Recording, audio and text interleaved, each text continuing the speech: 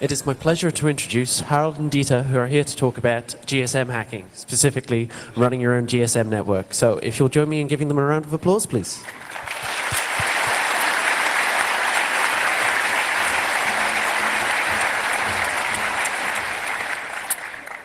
Well, thanks for the introduction, and thanks for everyone to be here.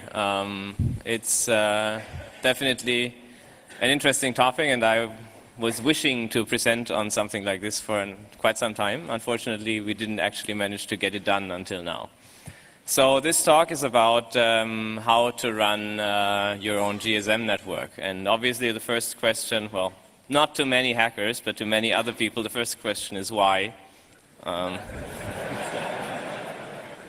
Right.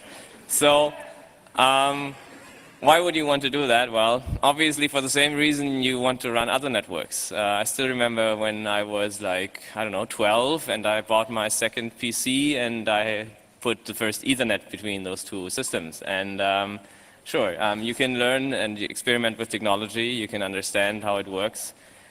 Especially when we talk about the open source community, then to some extent, in this case, to boldly go where no man has gone before. For me, really, the underlying reason is that there are so many different security problems with GSM that people inside, well, let's say the IT security community are aware of. And which are theoretically documented or theoretically known, but nobody really can demonstrate these problems because, well, nobody who wants to demonstrate the problems operates a network. So this is a very important fact. I mean, for example, the number one problem with GSM is that the network authenticates the mobile device, but the mobile device does not authenticate the network. So anyone who comes up with a network and says, well, I am whatever kind of network, people will log into that network. And there's no way how they can determine whether they are on the legitimate network or on an illegitimate network. And this results in all kinds of other problems. And something like this has to be brought to the public attention. There are like literally billions of GSM users out there who have no clue about the insecurity. You know, they use this for payment systems that facilitate GSM. You know, for online banking where SMS is transported over GSM in some cases. For all kinds of applications where people typically assume confidentiality or privacy or whatever kind of other security features, which I believe nobody has ever indicated that they actually exist, or nobody ever stated that they were there. Anyway, so raise public awareness about the problems that are here. So a legal disclaimer, don't try this at home. GSM operates in the licensed spectrum, at least in, well, almost all parts of the world that I know of. So in order to operate your own GSM network, you need approval from the respective regulatory authority. So you, in fact, can only use the BTS with a dummy load, basically not transmitting any signal. And obviously, don't interfere with any operators. This will be a very unpleasant experience, I can assure you. I'm just having a very vivid imagination. So, the software that we are talking about is, and this is really true, it is for research, right? I mean, we want to point out and demonstrate the problems that GSM has. And that's the reason the software is being developed. The software that we're talking about is mainly 2 programs, and those 2 programs will be released as open source later today. And there will be an according wiki and so on. So we need to talk a little bit about GSM because unfortunately, at least it's my experience, not many people know too much about the details, or well, at least whatever, I mean, there's all kinds of details, but even the very, very high-level details, many people don't really know about GSM networks, which is, again, one of the reasons why we need this kind of technology in the hands of the people. If you look at the amount of security research that is being done on TCP/IP and the internet and so on, and you look at the amount of security research that's happening in mobile phone networks, then it's probably, I don't know, 1,000 to 1 ratio, if not more, maybe 10,000 to 1. And that's weird, you know, it shouldn't be like that. And so more people need to learn about GSM, and that's obviously easy with open source software and so on and so on. So unfortunately, there's no hitchhiker's guide to GSM networks, and the literature that you can buy in form of books is typically either extremely low-level RF, which normally most people don't care, especially not people who deal with security, or it is extremely high level, more to the extent of how do I design a network, how do I deploy a network, how do I position the cells, and this kind of stuff, which is obviously not interesting as well. So then you have the protocol specifications, which are publicly available, which some people are surprised by that, but yes, you can get everything but the encryption documentation.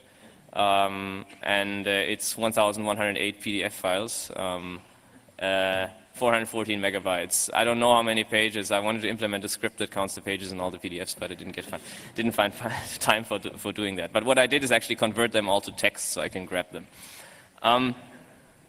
Anyway, so the specs are out there, but it's really hard to get started. And this has been a process, at least for myself. I don't know how it is for Dieter, but I have been learning more and more about GSM throughout the last, I would say, 3 years or something like that. Not full time, right? It was just here and there, learning bits and pieces here and there, and after some time it starts to make sense.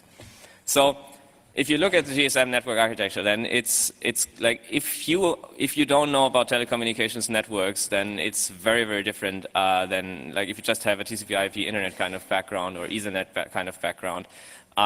It's a bit synchronous network, sort of fits into the entire telco industry's synchronous digital hierarchy, SDH. Has many analogies from ISDN. Oh, this is supposed to be SDH at the end, by the way, not SDN.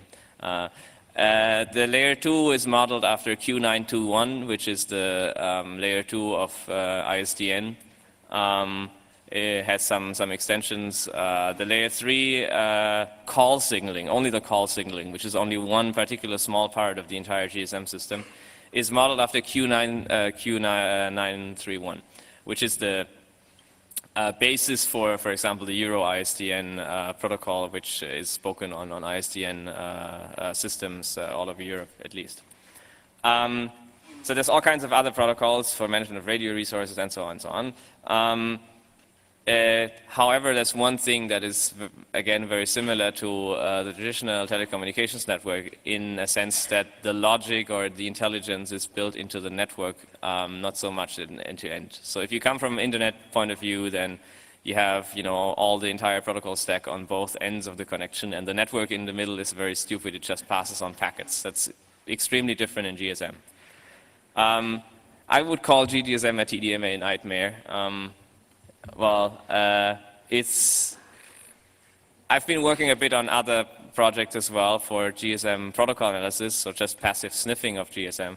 And it's very, very hard to understand who sent some data or for whom data is sent at a given point in time without knowing tons of contexts and keeping very accurate timing and so on and so on. It's not just that there are like 8 time slots on a radio channel. That's very easy, no, but it's the multi-frames, hyperframes, and all the complex setups on top. Anyway, let's go on. So what do we have in a GSM network? We have a mobile station. We have a base transceiver station. It's important to say the base transceiver station because it really is a transceiver. It's not a base station. But if you say it's a base station and you think of something that actually can interact by itself with the mobile device, that's not the case. It's just a transceiver. You have a base station controller, which implements all the logic, a mobile switching center, and so on. I'm going to talk a little bit about what these individual parts do. So the BTS is the base transceiver station. It handles the layer 1 of the radio and parts of the layer 2 on the radio side. It handles obviously the modulation, demodulation. There's an RF power amplifier. There's VCOs and so on and so on.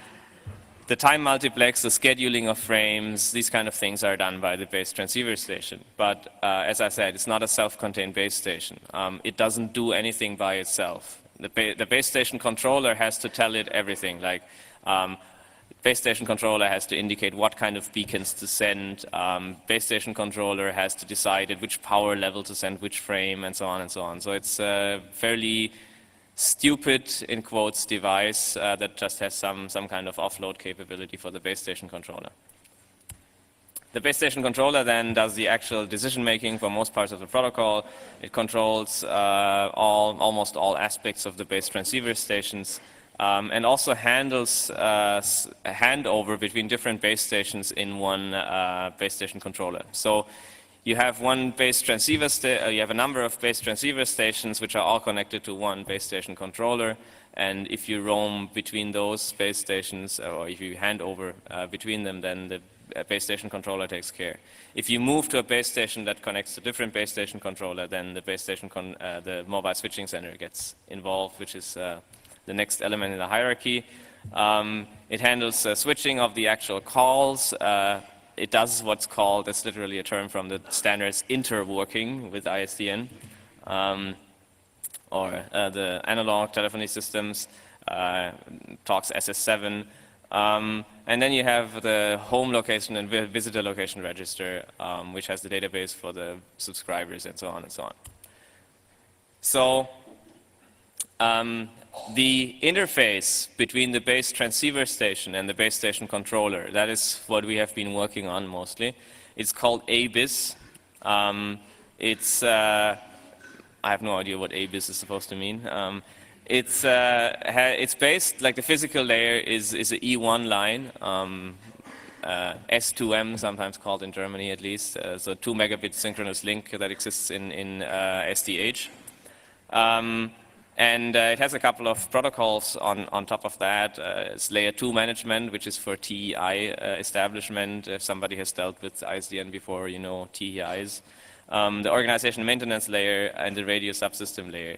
And basically you have one time slot on the E1 which has the actual control channel, and the other time slots then have speech data. I'm going to go a little bit more into detail. So the ISDN E1 interface basically has 32 time slots. One of them is CRC.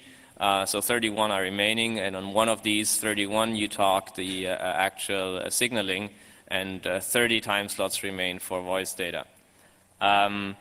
There's a particular encoding on the wire, but these are all details that we do not need to get into. Despite this diagram says that time slot 16 is usually carried for signaling, this is in ISDN. In the ABIS protocol on GSM, you can actually configure which time slot the signaling is running on. We are doing it on time slot 1, for example. So now for the speech and data traffic, I'm going to hand over to Dieter. Okay, I will tell you something about how speech is encoded. We have basically, we have basically two different signaling streams. There is the signaling to the base station transceiver, which controls the ear interface, which goes to the mobile equipment. Then there is also some sort of operation and maintenance stream, which controls the base station itself. It tells it what frequency it shall use and such things. Those streams are controlling streams. They are only they are handled in packages, and a message is sent and tells the station do this or that, and it gets back a result. Speech is different on data traffic. It's transmitted all the time. If there is no speech, you receive some sort of idle frames. There's nothing inside. It just tells no speech going on. Speech traffic is handled in one of the time slots we have in the ISDN channels, and you can configure the time slot which is used for transferring speech or traffic. Speech is The speech and data traffic is usually divided in the time slot in 4 different subslots. Basically, you don't need the full weight of 64 kilobits, so you divide it in 4 subslots with 16 kilobits each. This division is very simple. You take the first 2 bits for the first subslot, the next 2 bits for the second, and so on. This stream is then the stream does not have any synchronization marks. You just have this data stream and you have search for the synchronization by yourself. You don't see speech is starting, speech is ending. You have this data stream and you look for it in the packages for where the package starts and where the package ends. And then you have this package with, in GSM is encoded, which holds 20 milliseconds of speech. This 20 milliseconds of speech is repeated with 50 hertz frequency, so you get a continuous stream of single packages of compressed speech. In GSM, speech is compressed using several codecs. The most common ones are full rate and half rate. Full rate is 16 kilobits and half rate is, as it says, the half one, 8 kilobits.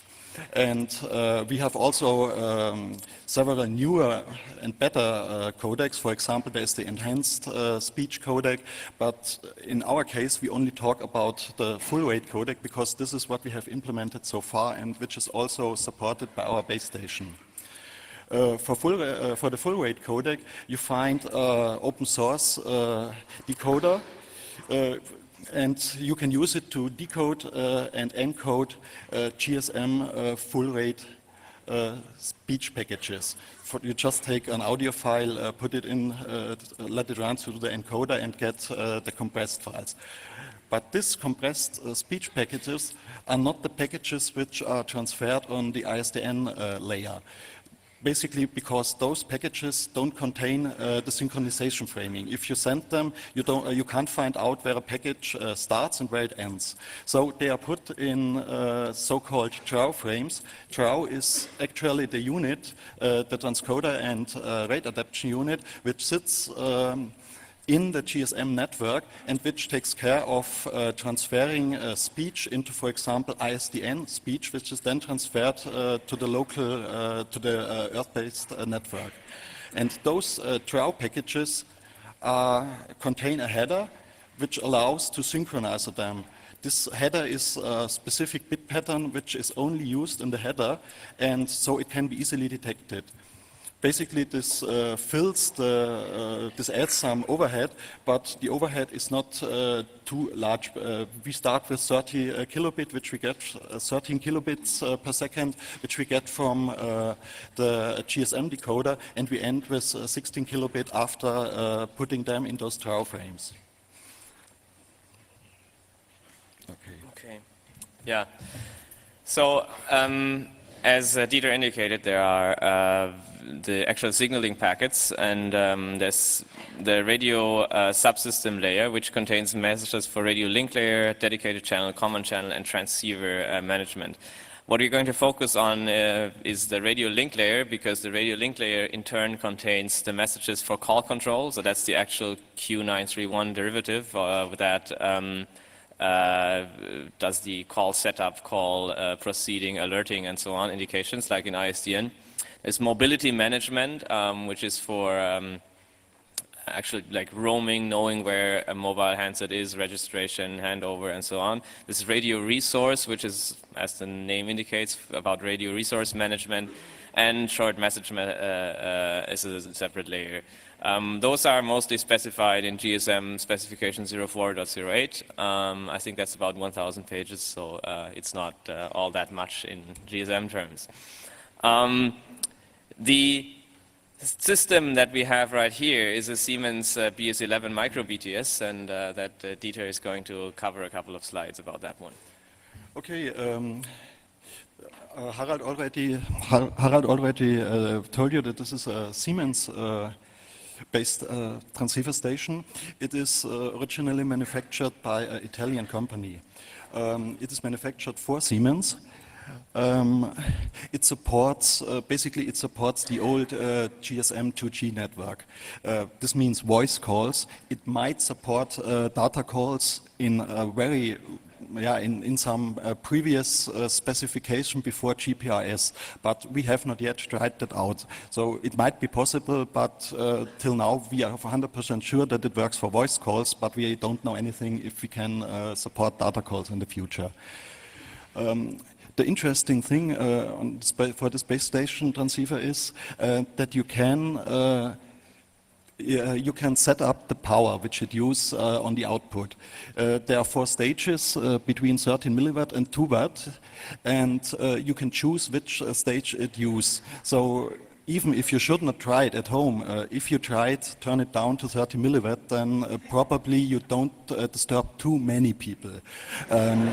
You should not use the 2 watt because this is the power similar to your phone, so you will have a really huge range.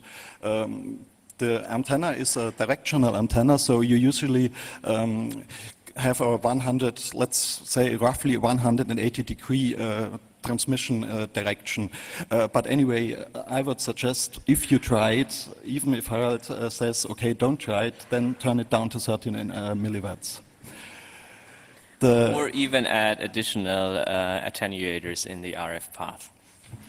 Of course, this is the recommended way, but if you don't want to spend the money on the attenuators, you know what to do. Yeah, we actually, somebody from the team verified the output that actually is only 30 milliwatts. So. Yeah, we can trust this configuration if it's really set to it. Yes, as it's measured, we have measured it. It's really only 13 milliwatts. Okay, the interface to in our case, to our software, the base station controller. This is going over an ISDN interface, and the base station transceiver has 2 ISDN interfaces. We use one to connect it to our base station controller, and currently the second one is not used, but it could be used to daisy chain several base stations. We have a lot of time slots on our ISDN channel 31, and we only need if we support all the capabilities of the space station, we would only need 3 or 4 time slots at all. So we have several spare ones which we could use for other base stations which are daisy chained over the second ISDN E1 interface. When we started with this project, we got some documentation, but this documentation is under NDA. But this documentation, actually, it's not details about how the protocol works, or it's not even details about the hardware looks. Basically, it's something like how to mount the station on the outside, how to make sure that it's waterproofed, how the intrusion detection works, so if someone tries to mount it off the wall, what happens, and such things. So it's not really documentation which is very useful if you want to develop software for this device. So as we said, it's under NDA, we cannot give it, we cannot forward it or put it in the public, but anyway, it's not that interesting to have it because really it's about mounting and such things. And you find most of the specification of how this device works, you will find in the GSM specs actually. When we started with exploring the capabilities of the space station, we were not really aware that all the specification of the protocol is available. The reason is that the ABIS protocol for configuring the base station. Configuring means in this case setting it up, telling the base station what frequency it should use, what time slot it should use, and such things. This is not the messages you need to communicate with the mobile, but you needed to set it up that it initially starts up. We thought that this messages and this protocol is really specific to the manufacturer of the base station. This was the case, I think, for base stations built before, probably the late 90s. But then GSM introduced a specification which clearly defines how this setup procedure works. And our base station, luckily, really conforms, let's say, 99% to this specification. So we can look it up and see what we can do with it. And this is also a big advantage because in the NDA docs we have, there was also no information about how this protocol should work. Basically, an operator who buys such a base station does not need this information. He, of course, buys the software from the same supplier for his base station controller, and so he does not care what's going on the line. This base station, additionally to this ABIS interface, which is going over the ISDN line, it also has a serial port. The serial port is connected to a program which is also under NDA, which is called LMT for Local Maintenance Terminal.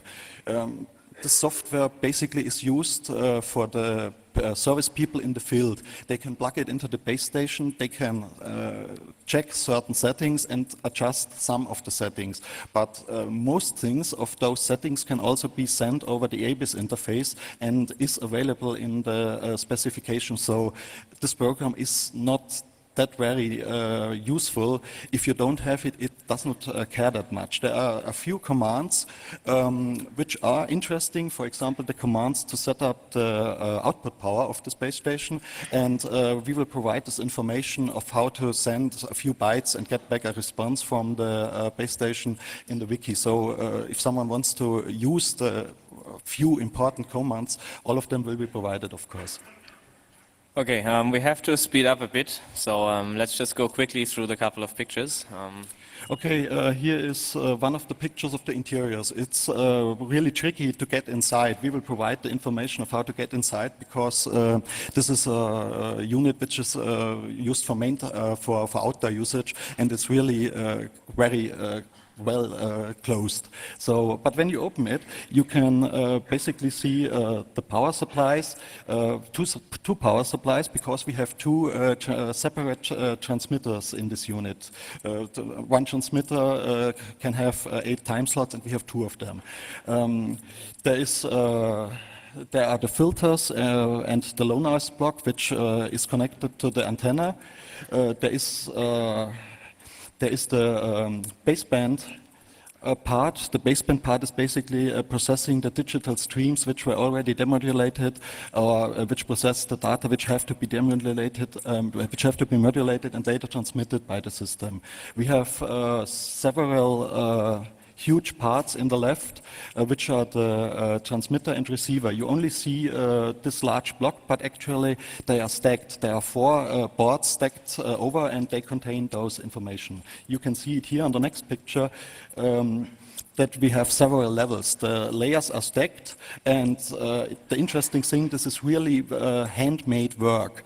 There are a lot of metal is inside. Metal is basically, in this case, used for thermal transmission of all the heat which is produced inside.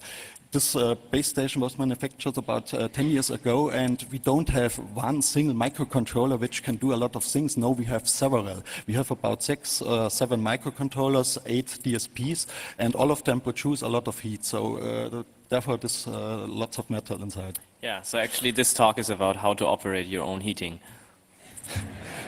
Yeah, and if, as Harald already said, if you touch the base station after it's running for about half an hour or so, I would say in this position where thermal transmission to the air is not that good, we have about 40 degrees on the top. And here in this picture you can see the 2 layers for each of the transceivers in the base station, and each of this layer is divided in a transmitter, in a transceiver, and in a transmitter and in a receiver, and really large PCBs inside. And as I said, every chip is connected to the upper layer with some thermal paste, which dissipates the heat to the upper layer and then finally to the outside case. This is the interface connection. Here we find on the top, we find the connectors to the RF antennas. We have, as I said, we have 2 transceivers, so 4 connectors, 2 antennas for transmitting, 2 antennas for receiving. On the lower part, we have the We have the E1 interface. Those are the coax-like looking connectors. There are two pins inside. It's not the standard BNC connector you might know from old Ethernet, but they contain two. And below below is the power connector, and in the middle you have the connectors to the RS232, and there's also a switch to turn it on. Yeah, sorry. That's The important one, the switch is here, yeah. The switch is here. If you really think you are disturbing someone, turn it off. Yeah. This works all the time. Yeah, yeah. It's an actual like primary line power switch. It's not one of these soft standby kind of things. So anyway, so how did the first steps happen? Well, basically I bought the first, well, literally this unit, which is here, in 2006, if not earlier. I started to read some specs, started to build the cables for E1 and power. The power cable was particularly tricky, I can tell you, because the power plug has 4 pins, and according to the documentation, 2 of them are connected to phase. One is ground, the other one is earth. It's like, okay, 2 times phase, ground, and earth. So you connect the phase, like the actual line, to the 2 phase. No, it doesn't work like that. Anyway, so all that has been resolved. I bought an HFC E1 card, which is a primary ISDN primary interface card that's frequently used with asterisk, bigger asterisk installations, for example. It's supported by MISDN, which I even then intended to use as a base for the software. I also managed to find an ABIS analyzer on eBay. It's a handheld device meant for service people of GSM networks, which you can tap onto the ABIS interface, and then you can see what's going on. I also managed to get in touch with some other people who also happened to end up with one of these devices or more, luckily found somebody who has not only BS11 but multiple base stations, even different ones, and a base station controller who could send me traces of the ABIS protocol from an actual live test network. So using those traces, it gets much easier to do anything, but then unfortunately around that time I got involved with OpenMoko, so all that was halted or stalled, and yeah, well, Dieter came around in this year. Okay, I was reading in Harald's blogs that he has the space station controller and the space station, and I really thought, oh, this is great. I always wanted a base station too, and I thought how to get one. Taking one of those bigger base stations apart, which you find sometimes near the road, was not an option for me. So when I heard that Harald bought one, I was looking on eBay, and luckily, it's really at the same time when I was looking, there was one offered, and I bought it. I also bought the E1 PCI card, the same one which Harald uses from Cologne Chips, and I'm coming from the Windows side. I'm not coming from the Linux side, so I thought I want to try it out on Windows. I got a reference driver from Cologne Chips, but this reference driver is actually a really simple demonstration of how this chip can be used, and it was intended for MS-DOS only. It does not use interrupts, it's just polling. Okay, I thought maybe a good idea to find out how this chip works and to see what is really going on the lines. Yeah, and I started with a very simple program, and step for step found out how to communicate with this base station. Of course, very useful were those traces which we received from another person who already traced the base station with a simulator and with an analyzer. He does not wrote his own software, but he had a simulator which could implement a base station controller, and it is mainly intended for testing the base stations. And the traces from this device were very helpful to get it up and running. This is just a simple screenshot of this initial program.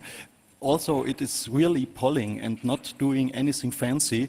In the end, it was possible to set up the base station, to let the phone ring, even to save some of the voice channels, saving in this case, not really hearing it real time, but saving the file, and later on taking a few command line tools and finally get out what I've talked into the phone a few seconds before.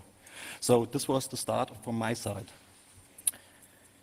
Yeah, so that sort of triggered me to revitalize my interest, also given the fact that I meanwhile had departed OpenMoko and had a little bit more time at my hands again. So actually this month, well, I wanted to start in September when I heard about the first results that Dieter was making. And then it took me some more time until I finally could allocate a time slice. Started to work with MISDN on the Linux side, and MISDN has a kernel-side implementation for the NT mode of the Q921, which is the layer 2 management protocol, the TEI assignment.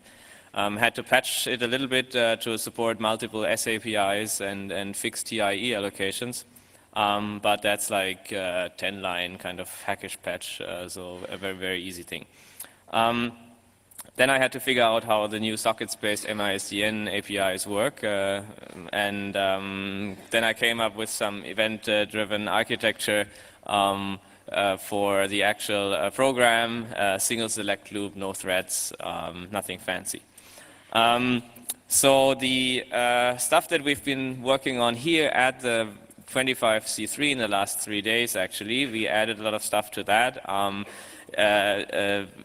A number of my friends from OpenMoko and OpenEasyX started to add stuff. So now we have a libdbi, an SQLite database backend for the, well, HLR in quotes. It's not really an HLR, but it's basically a table which contains all the information that we're interested in so far or right now, like the TMSI allocations, the IMEI, IMSI, and so on.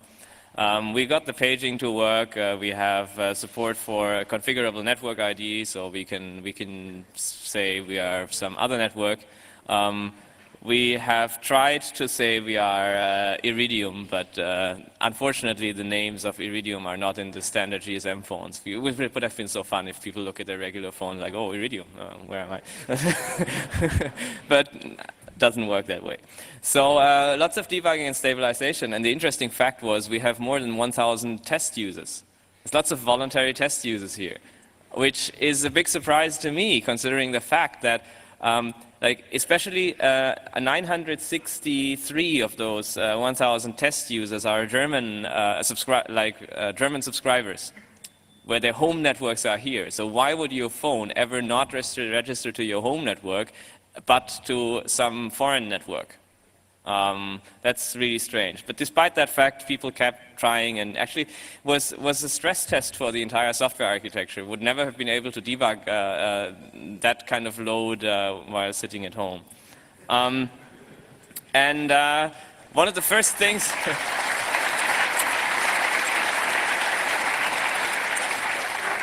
one of the first things that I did was to implement the IMSI and IMEI skimming, which is obviously fun to do, and I'll get back to that right now, actually. So what this is actually very simple. So when your phone wants to register to a network, so first of all, your phone decides that it wants to register to the base station, which is completely weird considering that it's not using an operator ID that you have. Like you have your subscription with T-Mobile or whatever, and we use a network ID that's 0101. It's a testing ID. It's not your home network. So we're not claiming that we're T-Mobile. This is not a kind of impersonation attack of any sort. Your phone decides, oh, we should register to this network. And then we basically, it sends a location update request, and we tell it, well, we don't know you. Please tell us your IMCI and IMEI. And the phone happily responds because, as I said, the network has the intelligence. The phone is just, a stupid device, and it just responds to whatever the network asks it for. And since the network is not authenticated, you get that information. So that response gets back. We put that in the database, and then we tell it, well, go away. We don't want you. So they happily go off, log into their regular network, and we have their IMEI and IMSI. last night, actually, I didn't sleep, and I wrote a Perl script. Well, the Perl script didn't take me all night, but the last thing I did before writing the presentation was to write a Perl script to do some statistical analysis on the data we gathered. And I can maybe we have a minute later on, but basically, I have statistics from which country people are coming, to what percentage, and these kind of things.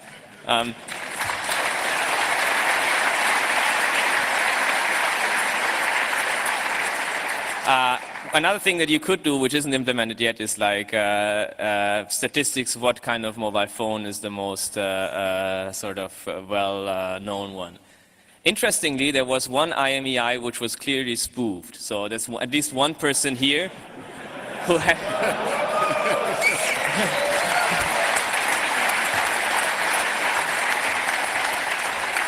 There's one person here who sent an IMEA of 000123445. Okay, now mobile originated call is actually fairly simple because once you say location update accept and the phone is basically in your network, then the phone can just dial any number. You make your outgoing call, you send the channel request, the network responds, channel acknowledge.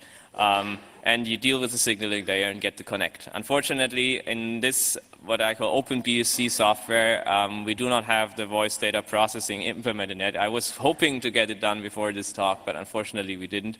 It's probably 1 or 2 days away. The mobile originated SMS is also like from the lower level signaling fairly simple. The actual hard parts are probably when you get into the parsing of the PDU and so on. But luckily, the person who just did that for a free smartphone on the handset side, well, was now happy to do the network side as well. So we have that implementation there. So you can send SMSs and it will be displayed on the Linux console. And actually, interestingly, last night, somebody sent an SMS over our network. Like, not one of us testing that, but somebody like, oh, I found a nice spot next to OpenWRT in the Hack Center. It's like, okay, thanks for telling us. So we quickly switched off accepting other people into the network again because, yeah, it starts to get nasty. So then we had the Egypt simulation. Apparently, GPS is illegal in mobile phones in Egypt. I tried to Google and found the number of pointers. Apparently, that's the case. And mobile phones that are at least officially sold by operators in Egypt have the Egypt detection feature. So once they see a base station that has a country code of Egypt, they switch off the GPS. You don't even have to register to that base station. Just only if they see it somewhere in the vicinity, they say, oh, you know, we're now in Egypt, we have to switch off GPS. Which is interesting. Not all phones do that, but we've had some Nokia phones, and I think with the iPhone it was not quite clear, but apparently it also seemed that way. And yeah, so now basically you have something like a GPS jammer, not even doing anything related to GPS. So there's some other GSM-related free and open source software that I want to talk about before we get into the demonstration, which is OpenBTS actually, which is almost, how can I say, almost a good combination, because we are using an industry manufactured base transceiver station, and OpenBTS is about writing that as software-defined radio based on GNU Radio and USRP. And they've just had their 1.0 release, I think 1 or 2 months back, and it's sort of, they implement, the BTS is sort of a misnomer. They implement the BTS, they implement everything, and then attach that to I think SIP, voice over IP calls. And obviously there is quite a bit of overlap, and we are, I think right now somebody should land in Berlin 2 days delayed because of weather implications, and we will talk about how we can align our work in order to benefit from each other. In any case, the base station controller part is more something that I feel familiar with because it's network protocols after all, and that's sort of my home. Yeah, there's some other links that you might want to check out. We will put the slides online, obviously, at the Congress website, so you can check out all these links. A couple of thanks in the end to various people, and we're going to switch to a demonstration now in, well, about a second, where hopefully I will see some cameras rotating away from us now.